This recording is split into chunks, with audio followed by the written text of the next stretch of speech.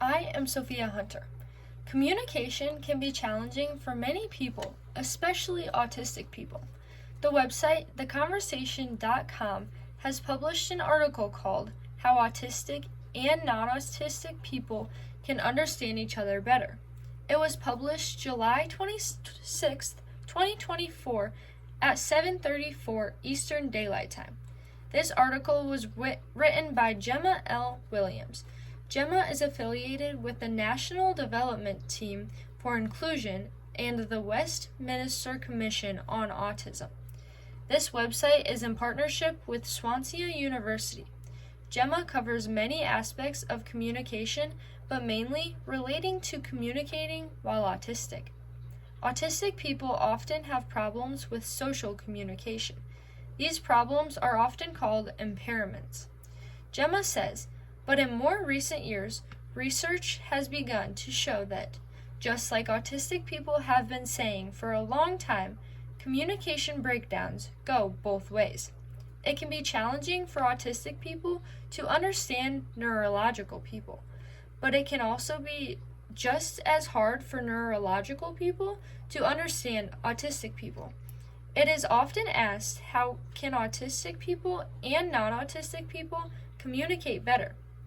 Researchers came up with an idea called the relevance theory. Gemma says this theory tries to make sense of how it is that any of us understand what another person means.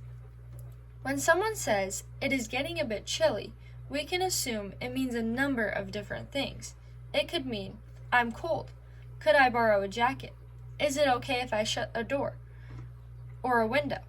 Or even, "It is probably time for me to leave soon."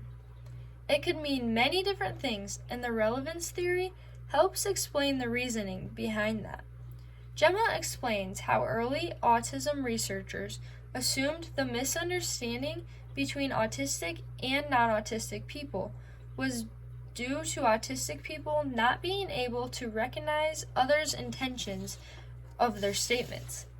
Due to the relevance theory, we understand that the misunderstanding goes both ways. Gemma states, "It's important to recognize this because difficulties with social communication can affect all areas of an autistic person's life. Poor communication between an autistic person and a healthcare worker can cause poorer physical and mental health. Difficulties with social communication can lead to loneliness and social isolation. There may be extra barriers in education, employment, and even accessing secure housing. These are all important factors in life, and without good communication, these factors may be affected. Researchers have worked hard to find ways to better improve communication. One idea is to not make assumptions while communicating. They also suggested focusing on the major message of other statements and not focusing on every word or the exact grammar. This relates to our class material in many different ways. Talking about communication has helped me better understand the importance of it. Communication is such a major aspect of our lives in many different ways, and it is very important that we understand it." Thank you.